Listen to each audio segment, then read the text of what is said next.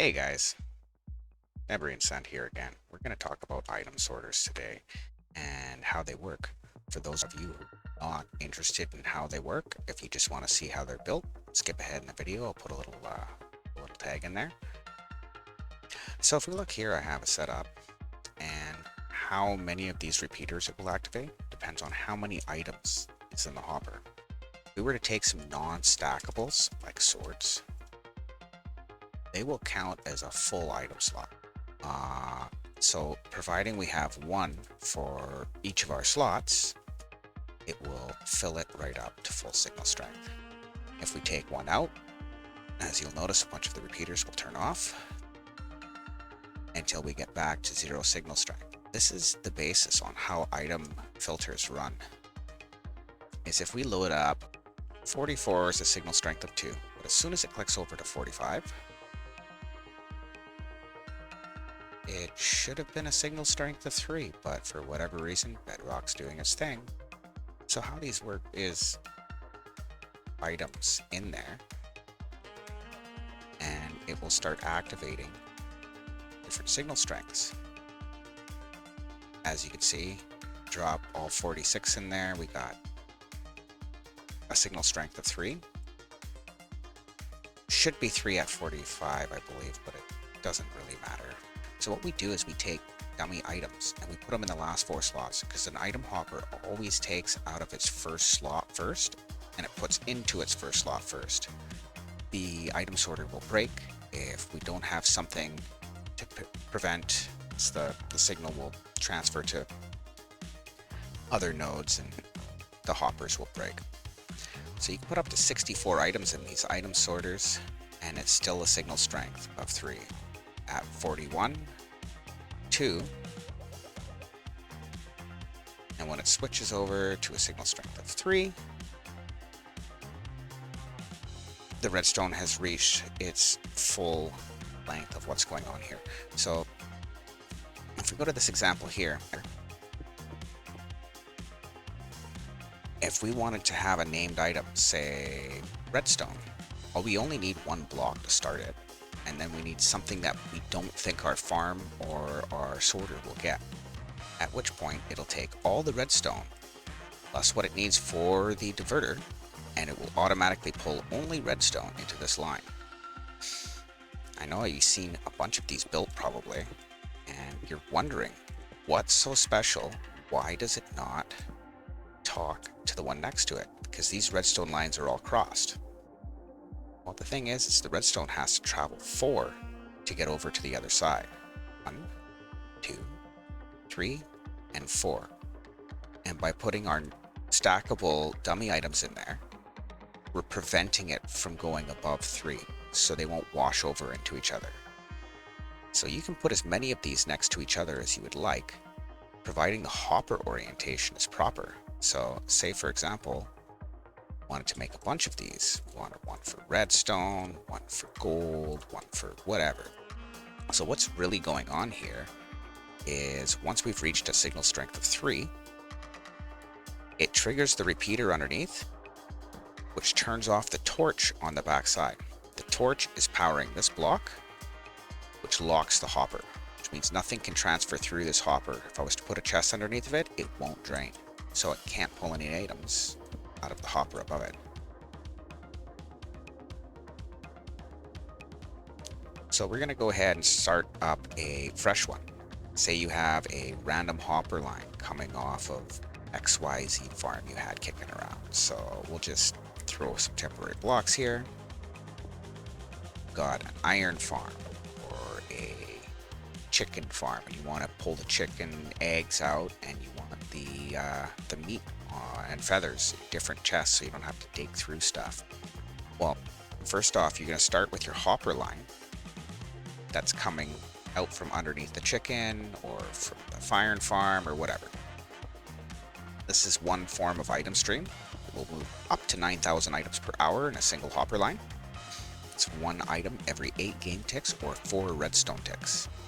So now that we've got our hopper line in, we can put an overflow chest in so that any item that's not sorted will automatically go into said chest.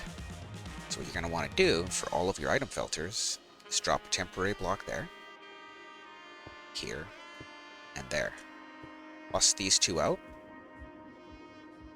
Put a comparator on this block here, with a hopper facing into it. You can't have the tang of this hopper face down. You can't have it face into another inventory because it'll eject items into it.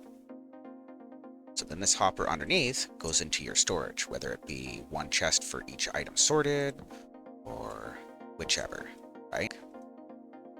So now that we've got our base set of blocks, put one down for each item we want to sort out.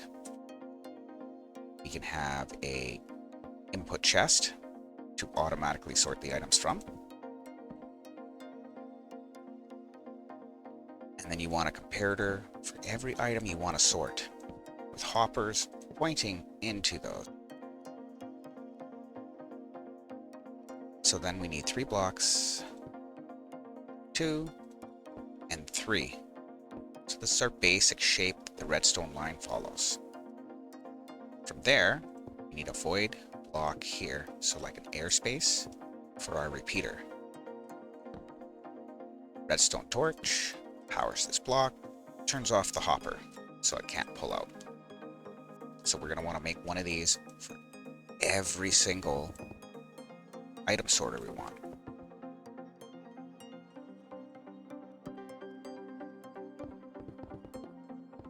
And then each item sorter gets 3 pieces of redstone dust. It's 1, 2, 3. That sorter will be active as soon as I put in the filter items.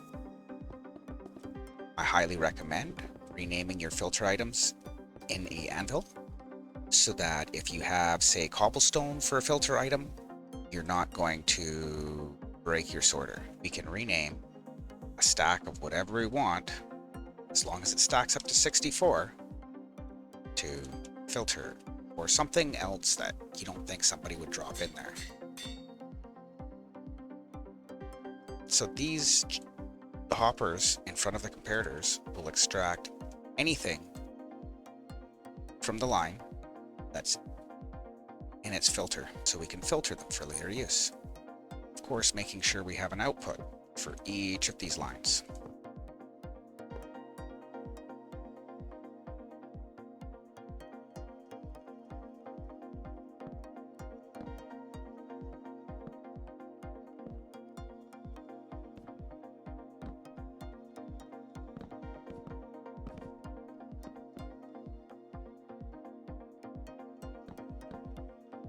And if at any point you wish to expand upon this storage system, super easy. You just put in as many chests underneath as you would like. I recommend just pointing into the back of the additional chests with a row of hoppers, like so.